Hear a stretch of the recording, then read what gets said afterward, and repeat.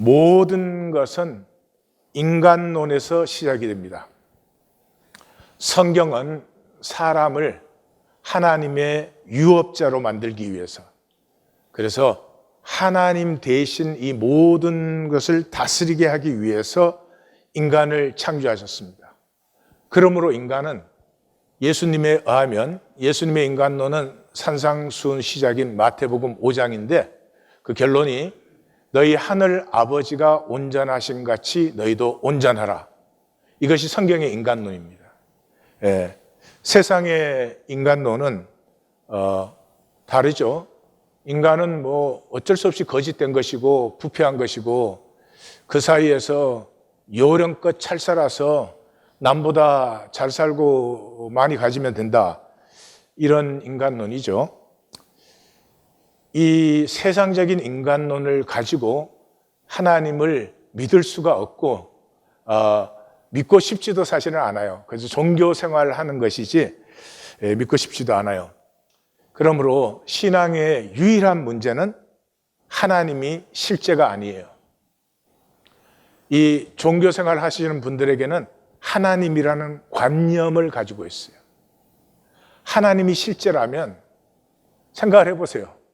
하루하루 하나님과 함께하면 내가 얼마나 새로워질까? 종교 생활은 새로워짐이 없잖아요. 성화라는 게 일어날 수가 없죠. 왜냐하면 하나님이 실제가 아니기 때문에. 그래서 이사야 35장은 이 관념, 인간의 생각으로 된 종교를 완전히 파멸합니다. 완전히 파멸하고 완전히 파멸된 자리에서 순도 100%의 생명을 피워내는 것이에요. 이 순도 100%의 생명에는 거짓이 0.0001%가 있어도 안 돼요. 왜냐하면 거짓이 있으면 그것이 반드시 부패하게 되니까. 그래서 영원한 생명을 피우시기 때문에 영원한 생명이란 말은 순도 100%의 생명을 피우시는 거예요. 이것이 이제 성경이고 이것이 중심적으로 나타나는 것이 이사야 35장이에요.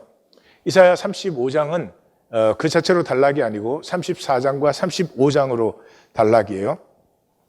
34장은 에돔에 대한 보복이 나오죠.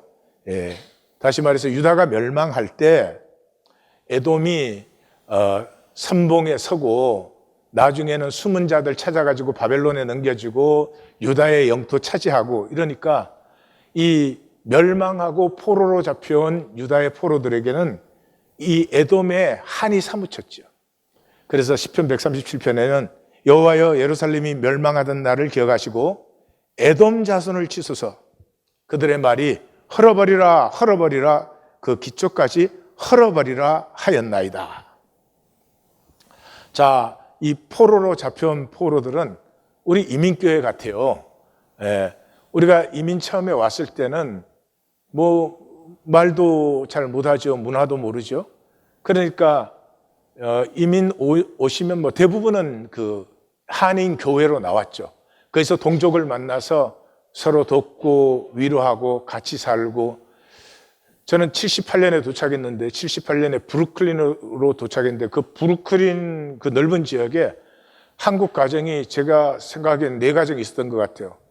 그러니까 한국 사람이라는 말 이유로 굉장히 친하고 뭐 명절 때는 물론이고 수시로 모이고 그랬죠. 포로들이 마치 그러한 형편이었습니다.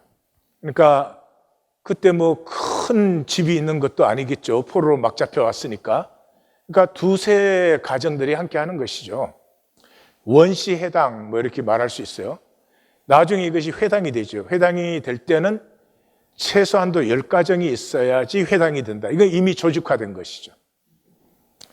그런데 이렇게 2-3 가정이 함께 모여서 포로로 잡혀왔으니까 심리적인 불안도 있고 사회적 불안도 있고 하니까 두말할 것도 없이 신앙을 같이 모여서 기도도 하고 그러지 않겠어요? 근데 그게 대부분은 이제 종교적 신앙이었죠. 뭐 바벨론의 그 번성함과 화려함을 보았을 때 우리가 믿어왔던 건 정말 우리가 뭘 믿어왔나? 우리가 그 종교인들 생각에는 우리가 그렇게 열심히 믿었는데 매주 교회 오시잖아요. 그래 열심히 믿은 거라고 생각을 해요. 그랬는데 이렇게 망하다니 이게 말이 되냐 뭐 이랬겠죠. 그것이 당연한 것이고 그것이 대부분이에요. 그런데 그중에 극히 소수. 저는 이거를 오랫동안 계산을 해봤습니다. 자료가 없기 때문에 하여튼 그 포로된 숫자는 나와 있으니까 그걸 바탕으로 해서 70년 후에 보면은 돌아온 사람들의 그 퍼센테이지는 한 2% 내외예요. 대부분은 돌아오지 않지요. 생각을 해보세요. 그 바벨론은 뭐 강성하고 번영하고 화려하고 풍요하고, 유대인들은 또 상업술이 좋아서 돈도 잘 벌고 했잖아요. 그랬는데 거기에서 이제 70년이니까 3대째고 자리도 잡혔고 그러는데 바벨론에서 예루살렘까지는 부산에서 신의주까지를 2번, 그러니까 왔다 갔다 하는 거리예요. 그 길이 전부 사막, 죽음의 사막길이에요. 그걸 지나서 오는 건 미친 사람들이에요. 이 종교적 신앙이 정상인 것이고 이 돌아온 사람들은 이 정말 미친 것이죠. 뭐에 미쳤을까요? 그 사람들은 유일하게 심판을 받았어요. 하나님의 심판으로 받고 우리가 정말 하나님께 불순종했구나. 이렇게 말씀을 모르고 말씀을 안 듣고 했구나. 그래서 이 구약 성경은 이 포로지에서 이것이 다시 콜렉트 되기 시작했어요. 수집되기 시작했어요. 그래서 구약 39권을 정경화시킨 사람이 에스라예요. 기억나시죠? 요시야 때 성전 보수하고 청소하다가 거기서 성경책 발견했어요. 그러니까 다윗 이후에는 성경책은 누가 쳐다보지도 않은 거예요. 뭐 했어요? 종교. 제사 드리는 종교가 전부였어요. 주일날 교회 오는 게 신앙인 줄 알고 있는 거죠. 그런데 이 소수의 사람들이 우리는 결코 말씀을 만나지도 않고 말씀을 살지도 않았다 하는 것을 아프게 만나서 말씀을 다시 이제 모으기 시작했죠. 그게 대표가 에스라입니다. 그래서 성경은 에스라를 굉장히 높이 평가하죠. 그래, 에스라는 16대가 그 5절에 걸쳐서 소개되어 있는 사람이에요. 그 에스라를 그렇게 소개한 이유는 에스라가 여호와의 율법을 연구하여 준행하며 율례와 규례를 이스라엘에게 가르치기로 결심하였다. 그러니까 성경을 이제 우리로 말하면 말씀 만나기를 하고 만난 말씀을 살고 그 삶을 통해서 또 말씀을 전하고 이러한 이제 말씀을 살고 말씀이 성육되는 것이 여기에서 시작되었어요. 그런데 이 사람들은 돌아왔어요. 돌아온 이유는 말씀을 만났다. 그 말은 실제를 만났다는 거죠. 실제를 만났다는 말은 바벨론의 허상을 만난 거죠. 바벨론은 세계 7대 불가사의 중에 하나잖아요. 그러함에도 불구하고 바벨론의 고통은 덜 아픈 고통이냐? 바벨론의 죄악은 덜 어두운 것이냐? 전혀. 모양새는 다르지만 예루살렘에서 있었던 슬픔과 아픔이나 바벨론의 슬픔과 고통이 다를 것이 본질적으로 하나도 없어요. 이 현상의 허상성을 만난 사람들. 현상의 허상성을 만났다는 말은 말씀의 실제를 만난 사람들. 말씀의 실제를 만나면 이 현상이 배설무림이 보이는 것이죠. 그래서 성경은 하나님은 말씀이시죠. 그리고 말씀으로 이 모든 것을 창조하셨죠. 그러므로 역사가 완성된다는 것은 말씀이 성육되는 것이에요. 그래서 말씀이 실제죠. 다시 말해서 성경을 믿는다는 말은 말씀을 믿는 것이에요. 기독교라는 종교는 하나님이 그릇으로 사용하셨지만 가능한 한 잊어버리세요. 이 기독교와 신앙은 직접적으로 별로 관계가 없어요. 그러실 뿐이에요. 신앙은 말씀을 사는 것이다. 이것이 가슴에 새겨지기를 바라요. 자, 본문으로 들어가면 1절과 2절, 이 선언이 어마어마한 선언이에요. 꿈꾸라 현상 밑에 실제를. 보이는 현상 밑에 실제가 있죠. 그 실제는 현상으로 나타낼 수 없는 것이니까 꿈으로 품는 것이에요. 근데 그 실제는, 현상은 평면이지만 실제는 무한 차원이죠. 광야와 메마른 땅이 기뻐하며 사막이 백합과 같이 피어 즐거워하며 무성하게 피어 기쁜 노래로 즐거워하며 레바논과 갈멜과 샤론의 아름다움을 얻을 것이라. 벌써 어마어마해요. 여호와의 영광 곧 우리 하나님의 아름다움을 보리라. 자, 이 1, 2절은 그 당시 역사적 상황으로는 역사 내내 에돔과 다투었던 그 아라바와 네겝 지역이에요. 여기가 사막과 메마른 땅과 황무지 땅이에요.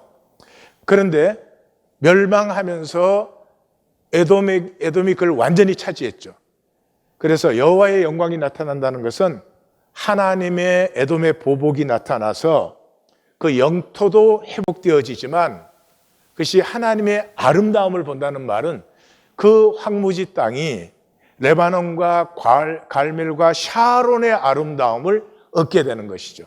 그러니까 막 극적인 전환이에요. 극적인 전환이에요. 이 말씀을 만난 사람은 이 전환을 품고 있어요. 그것이 꿈이기도 하고 또 그것이 이제 새롭게 하는 것인데, 생각을 해보세요. 이 현상은 단절되어 있잖아요. 그러니까 단절되어 있다는 말은 거짓과 죄악이 필수예요. 그냥 뭐 거짓과 죄악 없이 살 수가 없는 게 이 단절의 세계예요. 그런데 그 단절의 세계에 하나님의 실제가 나타나면, 하나님의 완전한 선, 하나님의 완전한 의, 하나님의 완전한 사랑이 나타나면 사막 땅이 레바논의 아름다움 정도가 아닌, 그렇죠? 그런 이 극적인 전환이 일어나는 것이죠. 3절에서 7절은 두려워 말라 하나님과 그 섭리를 알아라. 너희는 약한 손을 강하게 떨리는 무릎을 굳세게 하여서 겁내는 자들에게 이르기를 굳세어라, 두려워하지 말라. 하나님이 오사 보복하시고 하나님이 오사 구원하신다.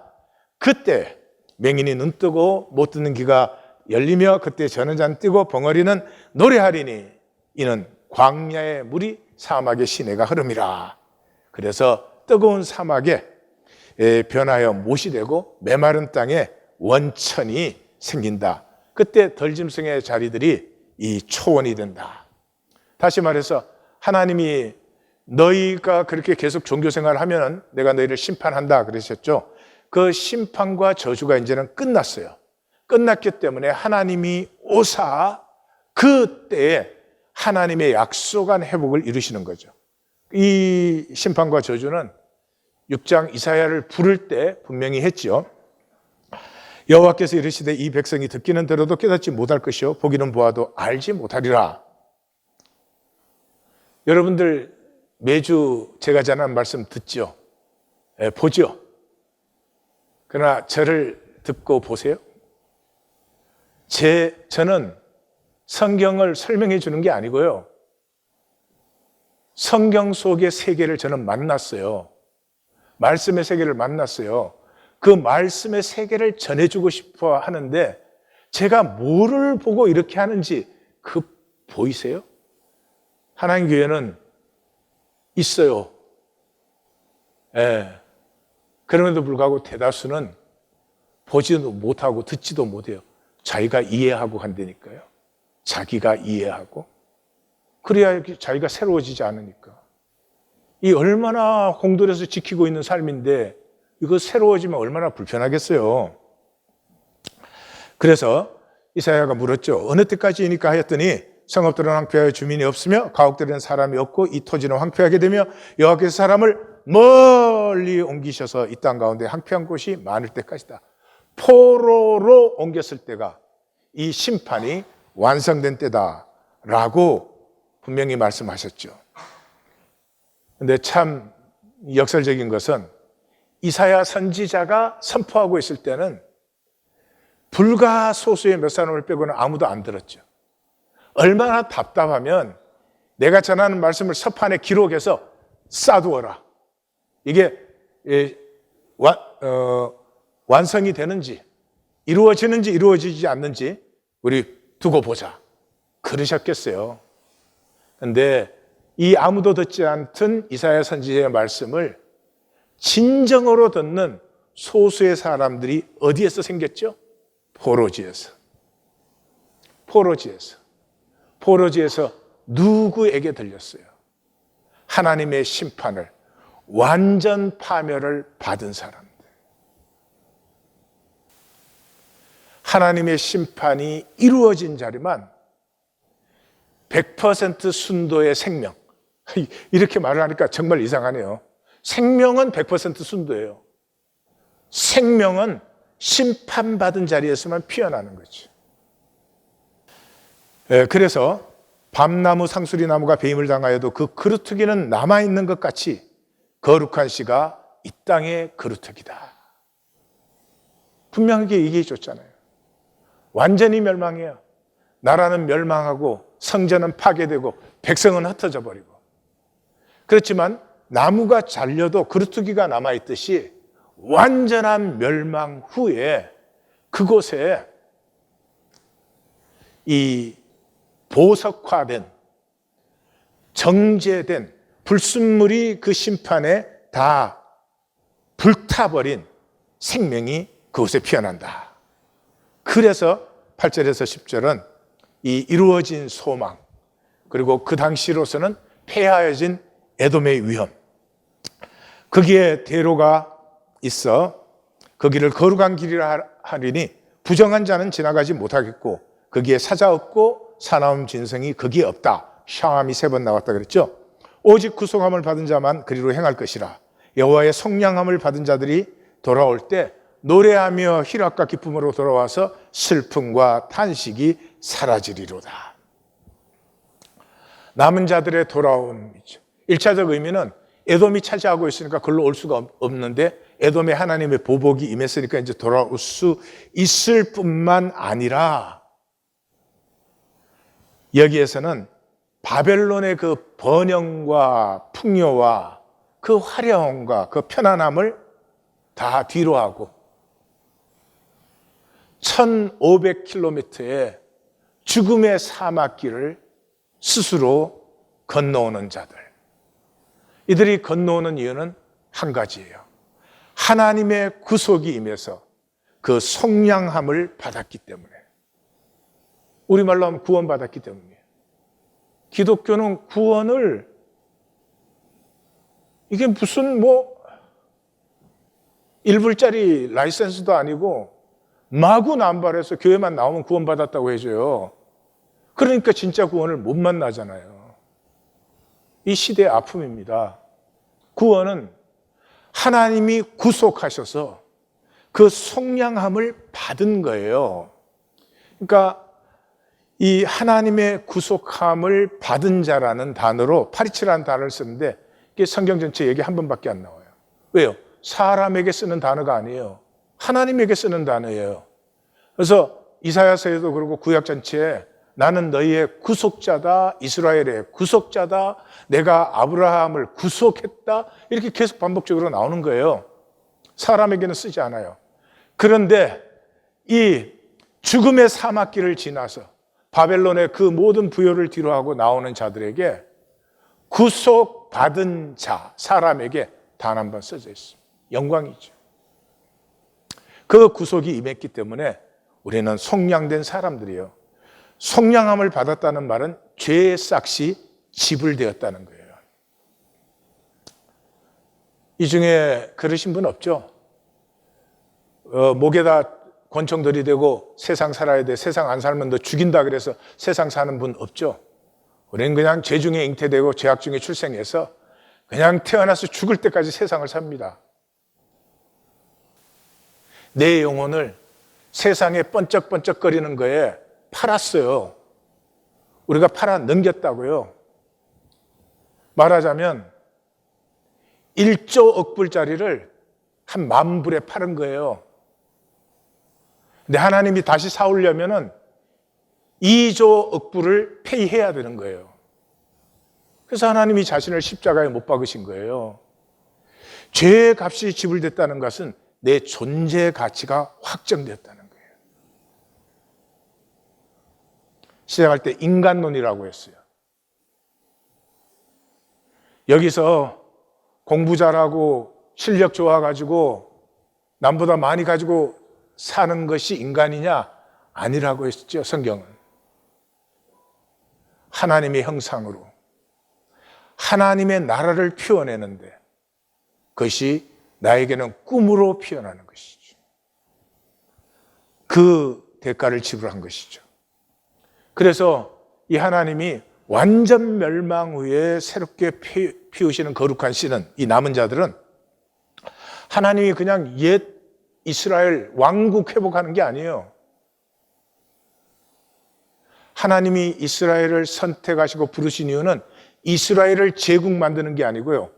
그 이스라엘이 멸망된 자리, 계속해서 하나님의 말씀이 선포되고 흐름에도 불구하고 끝까지 돌아오지 않는 그 완전한 멸망된 자리에서 그 숨겨져 흐르던 그 말씀이 드디어서 순수 그대로 피어나게 하는 것, 이것이 하나님의 계획이고 섭리예요. 거룩한 씨가 섭리예요. 이 이사야 35장을 신약 성경은 여러 군데서 사용합니다.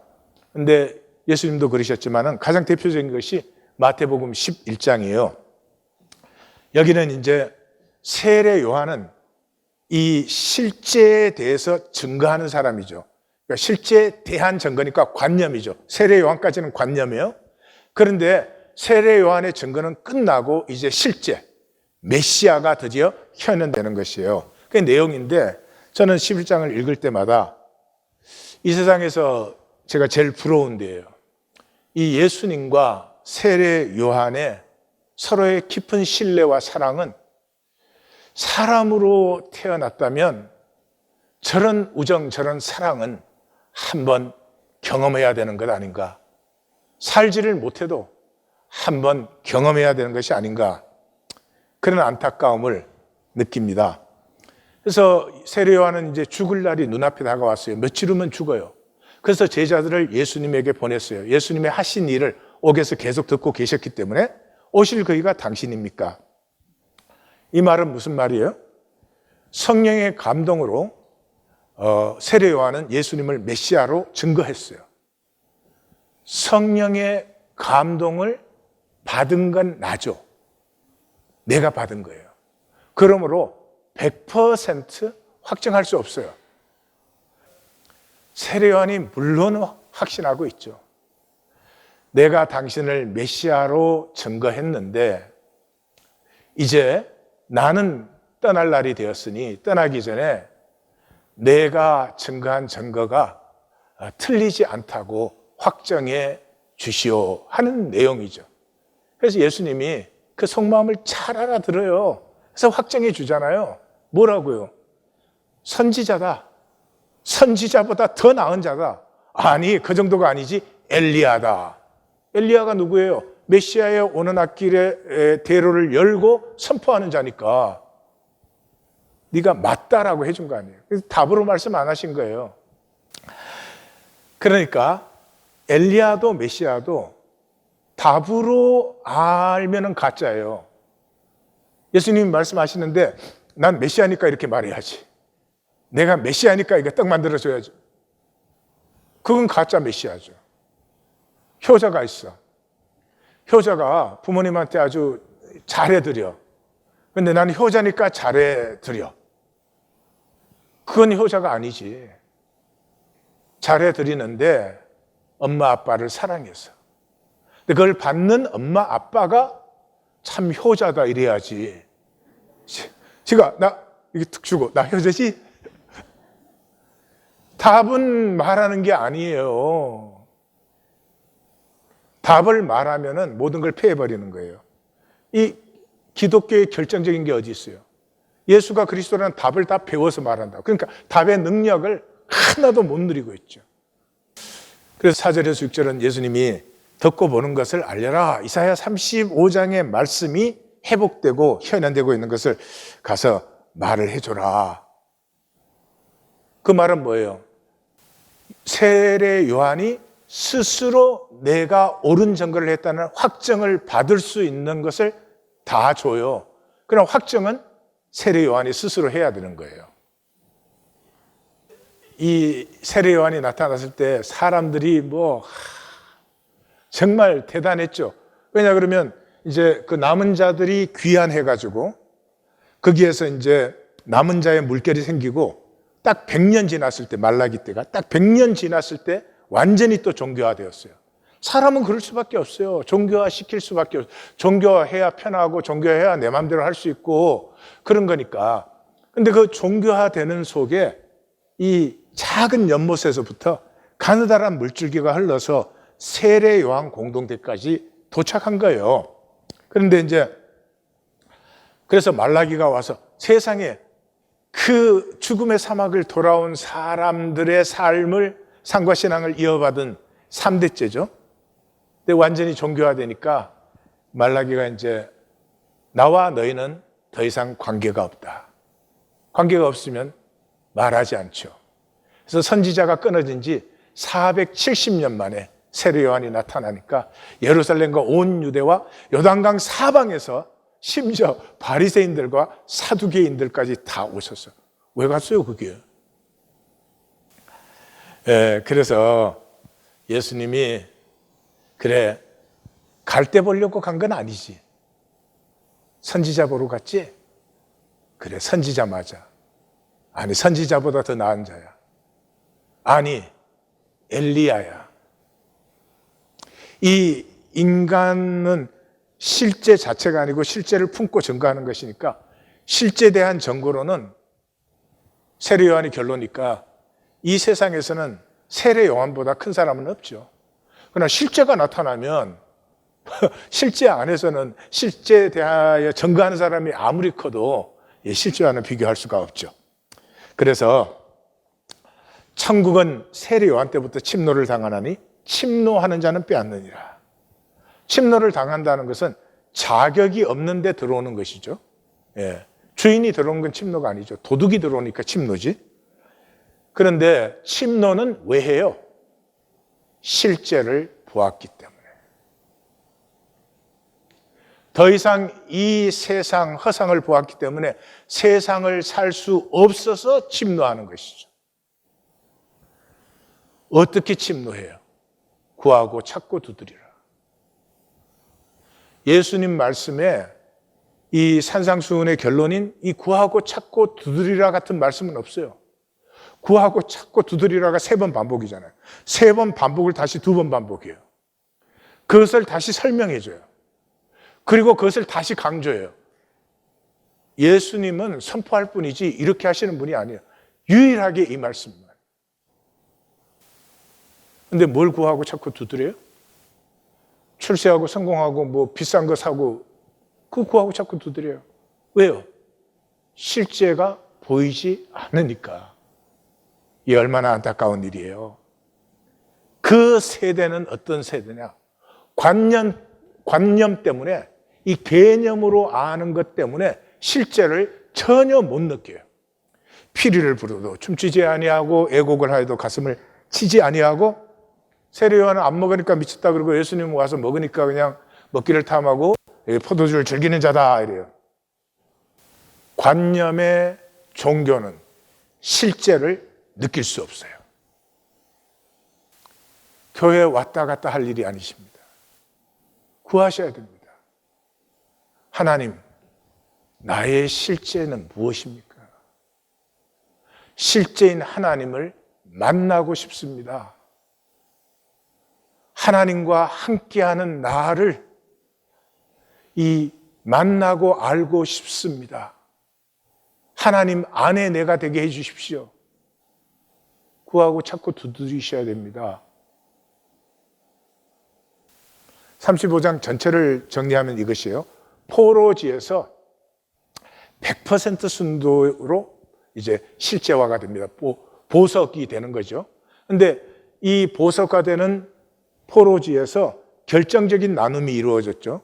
대다수의 종교적 신앙과 하나님의 심판을 만났기 때문에 말씀을 찾는 자들과, 이 현상은 돈으로 된 세계잖아요.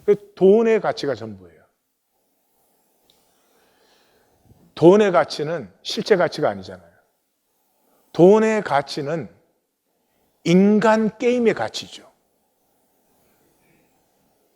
새 둥지에 가셔서 새한테 한번 말해보세요. 내 10불 줄 테니까 네 알 하나 주라. 쪼여. 이 돈의 가치는 실제 가치가 아니에요.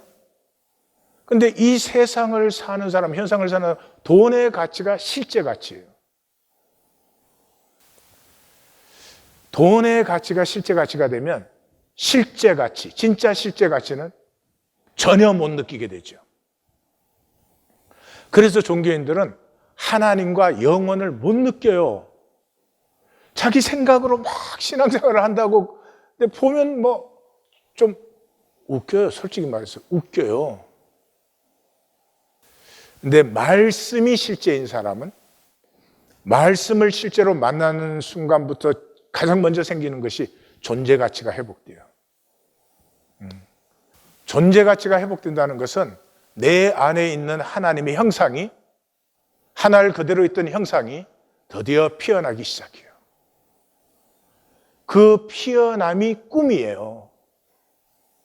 이 꿈으로 모든 실제를 알게 돼요.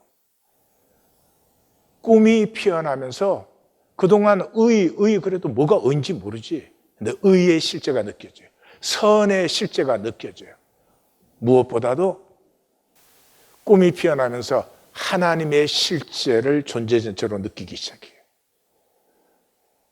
그게 성화가 일어나는 거예요. 내가 뭘 잘하고 열심히 하는 게 아니고 나를 통해서 하나님의 생명이 피어나는 거예요. 젖붙었다 이렇게 하는 거죠. 그래서 존재가 회복되면 반드시 꿈이 피어나는 거예요. 예. 자, 이것이 35장인데 그 35장에 완전한 멸망 후에 100% 순도의 실제를 피워낸다 하는 것인데, 그 실제에 대해서 우리는 어떻게 하고 있나 하는 것을 좀 나누십시다. 이 세상은 실제를 피하는 삶이에요. 실제는 만나면 불편해요. 왜? 세상은 다 거짓이니까. 예. 남편이 아내의 실제 만나는 거 굉장히 힘든 일이에요. 또 반대도 마찬가지예요. 이 세상의 유일한 것은 오로지 편하겠다는 거예요. 오로지 편안하겠다는 거죠. 예? 왜요? 꿈과 존재를 상실했기 때문에 편한 거 외에는 다른 가치가 뭐가 있어요? 그래서 차 타고 다니는 사람이 차 없어지면 막 굉장히 힘들어해요. 차 없으면 뭐 할 수 없잖아. 버스 타고 기차 타고 다니면 되는 거지. 버스 타고 기차 탔다고 내 존재의 가치를 뭐 펼치지 못할 이유가 뭐가 있어요? 가치 이 수준이 너무 낮아져가지고 아무것도 아닌 거에 불안해하고 힘들어하고 떨고 그래요. 이 실제를 피하는 것의 세 가지. 첫째는 정보화예요. 지금 이 시대는 그것이 꽃을 피운 시대예요. 정보라는 것은 자극하고 사라지는 것이에요. 머뭅이 없어요. 예. 그래서 머뭅이 없기 때문에 자각과 사유와 누림이 소멸되었어요. 실제는 천천히 흐르는 실로의 물이에요. 실제는 천천히 흘러요. 애 낳는데 기르기 힘들다고 한 달 만에 걷게 할 수 있어요? 그렇게 되지 않아요. 신뢰와 관계와 이 미래라든지 이런 본질적인 것은 그냥 천천히 피어나는 것이고 천천히 사는 것이지 만들 수 있는 것이 아니에요. 그러므로 머물고 극히 바라봄을 잃어버렸어요. 나태주 씨가 뭐 자세히 보아야 예쁘다, 오래 보아야 사랑스럽다, 너도 그렇다, 뭐 그런 시를 썼는데, 다시 말해서 머물고 현상만 보고 리액트하는 게 아니라 머뭄의 자리에서 현상 깊이의 실제를 만나는 것이죠. 이걸 경험이라고 해요. 그래서 경험 속에서 우리는 그 존재의 신비와 아름다움을 만나는 거예요. 그것이 사라졌기 때문에 이 사회는 불신의 사회예요. 왜냐 그러면 정보는 파편적이에요. 전체와 상관도 없고 전체를 신경 쓰는 사람도 없어요. 그냥 자기를 위해서 단편적으로 사용해요. 그 대표적인 게 보수와 진보죠. 보수와 진보는 서로 공격하고 싸우는데 그저 자기 입장에서 쟤들이 잘못됐다. 그거밖에는 말 못해. 이 핸디캡들이야. 예. 그리고 단말마적이에요. 단말마적이에요. 정보는 이 표피적인 이익과 계산이 전부예요. 사람이 말을 해도 말을 못 들어요. 계산이 앞서기 때문에. 그래서 보이는 그 이상을 못 봐요. 보이는 것보다 억만배 큰 실제가 이 한 송이 꽃에 숨어 있잖아요. 그걸 못 보기 때문에 판단과 정죄에 화신들이 돼 있어요. 보이는 게 전부니까 보이는 게 다 판단되는 거예요. 한나 아렌트가 진실은 우리에게 멈춤을 준다. 멈출 때 react, 내 중심에서 비로소 자유해지는 거예요. 두 번째가 이게 중심인데 관념이에요. 실제를 대체한 신경성적 자극밖에 없어요, 지금은. 그러니까 행복이 뭐냐? 비싼 거 샀다, 이게 행복이에요. 뭐가 만족이냐? 난 너보다 더 많이 가졌다, 이게 만족이 됐어요.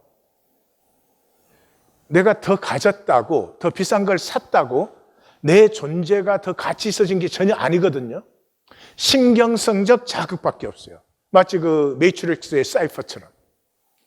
실제 아니어도 좋아. 내가 맛을 즐길 수 있다면, 쾌감을 즐길 수 있다면 내 이 저항군 기억을 지워달라. 내 하나님 형상을 빼버려라.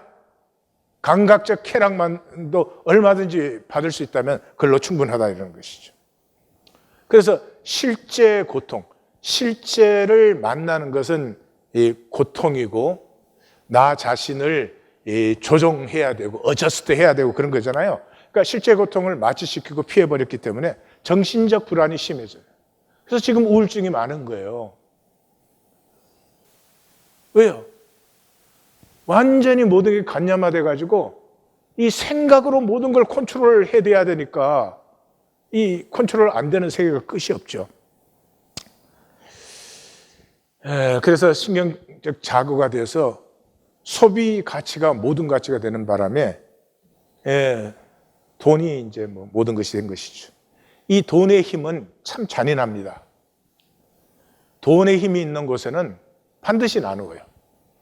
가난한 자, 부자, 성공한 자, 실패한 자, 높은 사람, 낮은 사람, 미운 사람, 예쁜 사람, 인류, 삼류 이렇게 나눈 것까지는 좋을지 몰라요. 근데 나눈 다음에 한쪽은 없어져요. 교회도 마찬가지예요. 교회 돈 있는 사람, 성공한 사람 있으면 사람들이 그 사람은 잘 보여요. 인사도 잘해요. 근데 교회에 가난한 사람, 힘없는 사람 있으면 안 보인다니까요. 그 사람이 예배 와서 같이 있었는데도 안 보여요, 그 사람은.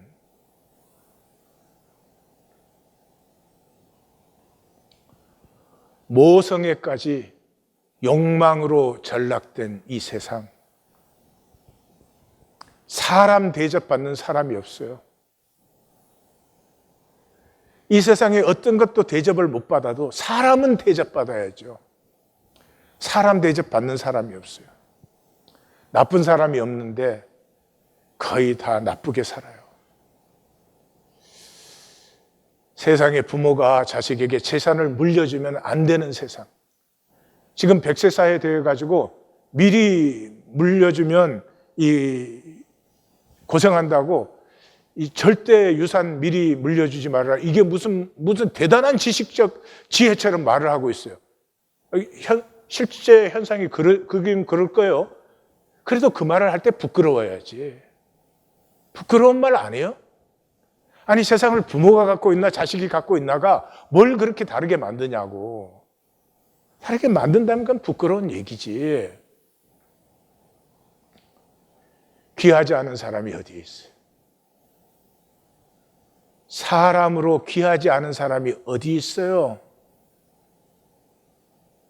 그 사람 태어났을 때 안타깝고 사랑스럽지 않은 아기가 어디에 있겠냐고요? 인간인 것보다 더 엄중한 게 어디에 있습니까? 사람은 말이죠. 우리는 서로 치유할 수 있는 존재예요. 너가 누구여도, 너가 어떤 사람이어도 나는 너를 치유할 수 있는 힘을 내가 사람이기 때문에 가지고 있어요. 그런데 그렇게 판단, 정죄하고 미워하고 그것을 삶이라고 살아요. 성경은 이 세상이 지옥이라고 하잖아요. 그게 보여야 돼요. 말씀을 만나면 이 세상에 거짓과 죄가 얼마나 악한지가 가슴에 처며와요.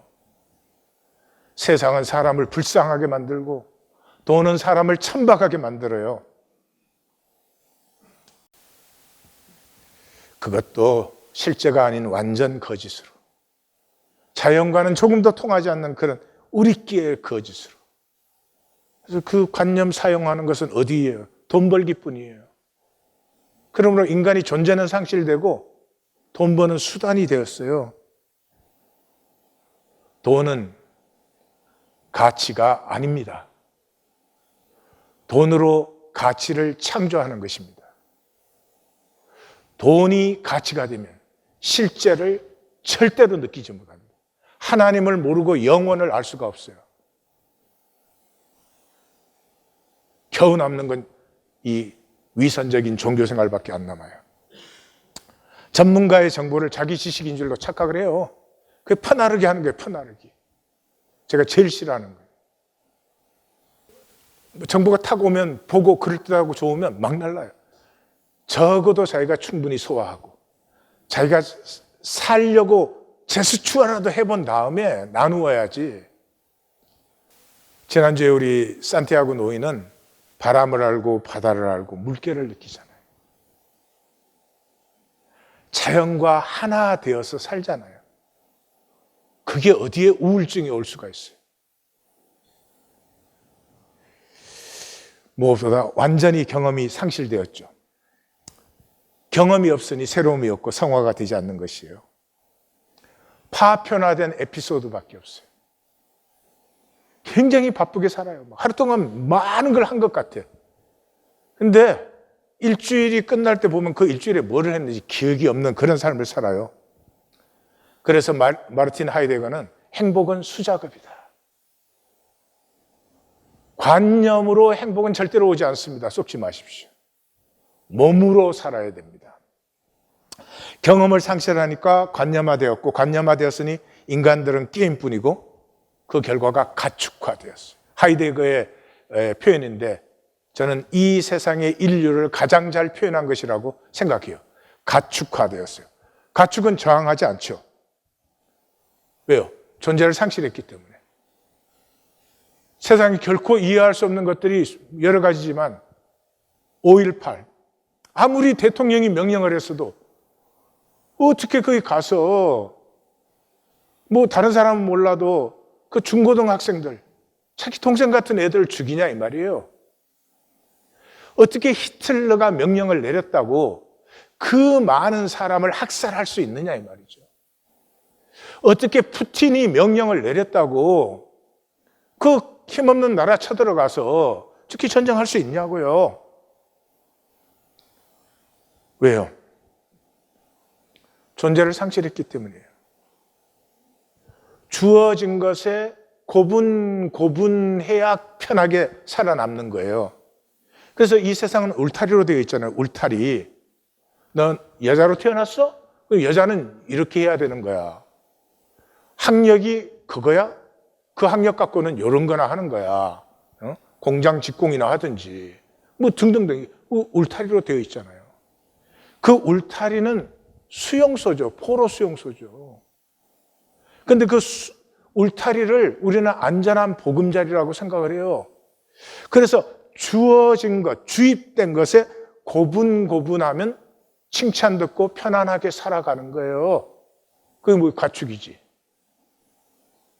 가축에게는 잘해주잖아요. 잘 먹이잖아요. 예? 동물이 해치지 못하게 보호해 주잖아요. 뭐 하려고? 잡아먹으려고. 이 사회에는 가축과 소수의 노예가 있어요. 노예는 저항하죠.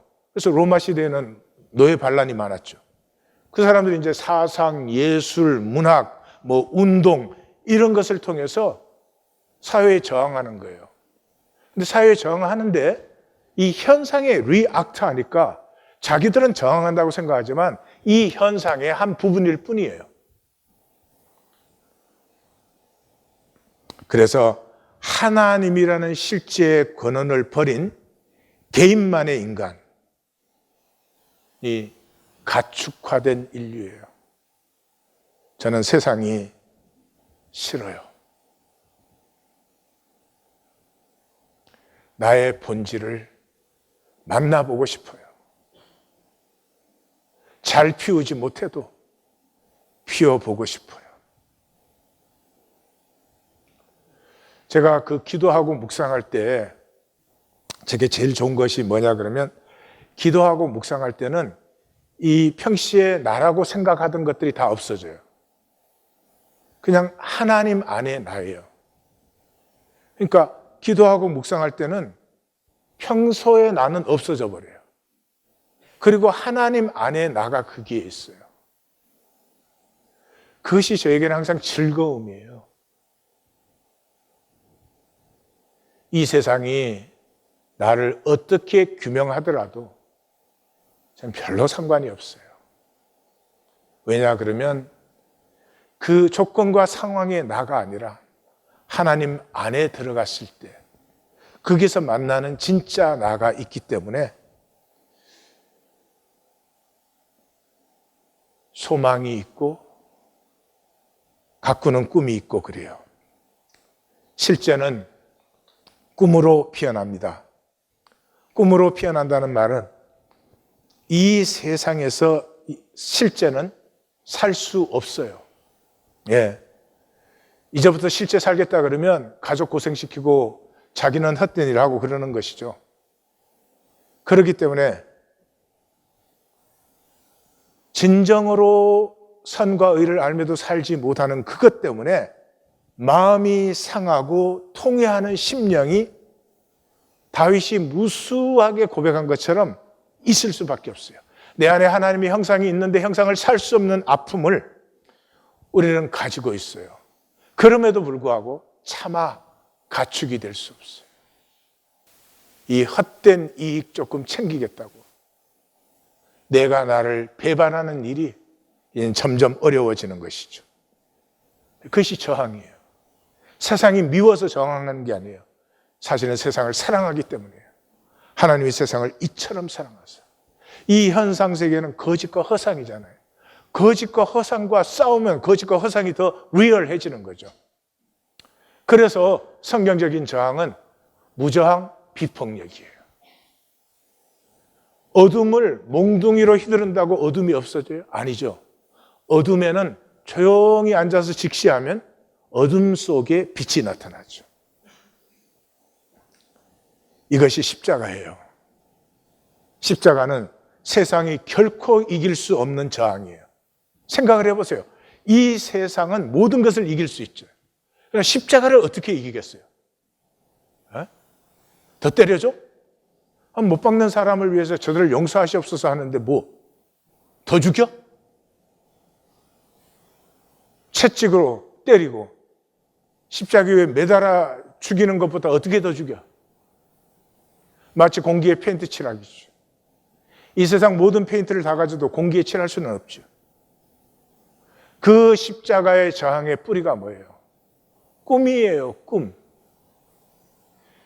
이 현상 세계에서는 실제 자체를 나타낼 수가 없기 때문에 실제는 꿈으로 존재할 수밖에 없죠. 꿈이 피어난다는 것이 하나님의 형상이 열려서 피어나기 시작한 것이죠. 그래서 성령이 임했을 때 사도 베드로는 하나님이 모든 육체에 내 영을 부어준다. 그때 너희의 늙은이 젊은이 모두 다 꿈을 꾸게 된다. 예언, 환상, 꿈, 이건 세 가지 다른 표현이죠. 말씀의 사람은, 실제의 사람은 그러므로 싸우지 않습니다. 왜냐하면 싸우는 그것 자체가 현상을 강화시켜줘요. 그러니까 이 노예들의 반란은, 이 하이데거에 의하면 노예들의 반란은 이상까지도 도구화시키잖아요. 자유평등 박애를 외쳤죠. 250년이나 되었습니다. 진정으로 자유한 데가 있습니까? 진정으로 평등을 보셨습니까? 진정한 사랑을 만난 적이 있으십니까? 없습니다. 이상까지도 현상에서는 자기 힘을 위한 도구로 사용하는 것이죠. 종교는 종교 안에서도 자기가 옳고 잘났다. 하나님 안에서 어떻게 옳고 잘남이 있겠어요? 그냥 나는 나일 뿐이고 너는 너일 뿐이죠. 그래서 시편 139편에서 보셨죠? 우리가 이 땅에 보내신 받으셔서 그냥 온 게 아니라 하나님과 동의했어요. 내가 선택한 거예요. 근데 내가 선택한 것을 조건과 상황에서 보면은 이게 내 팔자야. 나는 왜 저런 부모 밑에서? 조건과 상황에서는 내 팔자요. 실제를 만나게 되면 이 현상 세계에서 그러한 고난의 코스를 통해서 내가 나를 피우려고 하나님에게 소원했던 것이, 하나님이 그 길을 여호와 이레로 예비하시고 합력하여 선을 이루는 열매를 약속을 해 놓으신 것이죠. 말씀을 만나시기를, 실제를 만나시기를, 하나님 안에서 작정했던 하나님의 나를 피우고 누리는 기쁨과 행복을 사시기를 주의 이름으로 축원합니다. 프리드리히 니츠는 아무것도 성취하지 못했을지라도 자신을 존경하라. 초월의 힘은 자신에게 있다. 결코 비하하지 말라. 한 가지만 더 말씀드릴게요. 실제는 능력이에요. 어마어마한 능력이에요. 그래서 예수님은 30배, 60배, 100배라는 말을 써요. 실제는 몸과 마음이 하나 된 것이에요. 여기에는 강력한 초점성이 있고요. 이 실제가 중심이 되면 구심점이 분명해지고 원심력이 엄청나게 강해집니다. 3.1 운동의 맨손이었어요. 근데 일본의 모든 군대와 헌병과 경찰이 그걸 못 막았어요. 왜 그렇게 강력했어요? 이 백성들의 가슴에 이 한국은 자주민족이요. 예? 우리를 이렇게 종처럼 노예처럼 다루는 것에 우리는 합당치 않은 사람들이다 하는 그 실제가, 그 가슴의 실제가 강력한 구심력과 원심력을 만들어내는 것이죠. 믿음은 실제를 사는 것이에요. 교회 다니면서 종교생활 무슨 능력이 있으세요? 그걸 왜 하세요 도대체? 예? 이 거짓과 죄된 세상에 한마디 저항도 못하고 거기에 뭘 조금 더 따내려고, 좋은 가축되어서 먹이 조금 좋은 거 얻어 먹으려고 왜 그렇게 살아요? 말씀을 만난 사람은 결코 내 가치를 만들어 보이려고 살지 않습니다. 그게 마귀의 짓이죠. 내가 만일 하나님의 아들이거든 돌로 떡 만들고 천사 수정 들고 만국의 영광 받아라. 네가 하나님의 아들이라면 증명해 보이라는 거죠. 나는 하나님이 창조하셨고 나일 뿐이에요. 나는 누구에게도 나를 증거하지 않습니다. 그러므로 무엇도 나를 종으로 만들 수 없습니다. 1820 데일리 브레드는 이 관념을, 우린 종교 속에 있잖아요. 관념을 실제화시키는 그릇이에요. 1820 데일리 브레드를 모으면 이게 안 될 일이죠. 부부도 하나 안 되는데 여기에서 포로지 같은 나님이 일어나요. 대부분의 사람은 불신해요. 이 사람은 현상이 전부기 때문에 하나로 통한다는 건 절대 불가능한 일이에요. Let it be. 그 사람은 불가능할 것입니다. 그런데 소수의 믿음의 사람들이 있어요. 중요한 건 이 둘 다 의심을 가지고 있어요. 우리가 어떻게 하나 될 수 있냐는 의심은 둘 다 갖고 있어요. 그런데 두 번째 그룹은 의심 때문에 하나님의 임재를 붙드는 거예요. 우리로서는 되지 않습니다. 하나님 임하시고 하나님 우리를 품어주시옵소서. 내가 믿나이다. 나의 믿음 없는 것을 도와주소서. 여기에 1820 데일리 브레드가 피어나는 것입니다. 기도하십시다.